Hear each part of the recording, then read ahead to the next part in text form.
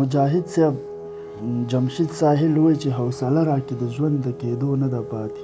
څنګه حوصله راکړي د ژوند د کېدو نه ده پاتې او تا پښتو ونه کړه او تا کې پښتو نه ده پاتې. او زه یې دلته د هجران په لمبو وسوځېدم هغه په خپل کور کې بیخي د کتو نه ده پاتې. څه د غربت دردونو خاورې کړه څه ستا غمونو څهره مې مه ګوره چې اوس د لیدو نه ده پاتې. څه د غربت دردونو خاورې کړه څه ستا غمونو څهره مې مه ګوره چې اوس د لیدو نه ده پاتې. او هر سړی ورک دی غریبۍ پسې په دغه ښار کې په دغه ښار کې اوس هغه خوند هغه مزه د حجرو نه ده پاتې. د رواجونو زنځیر داسې موږ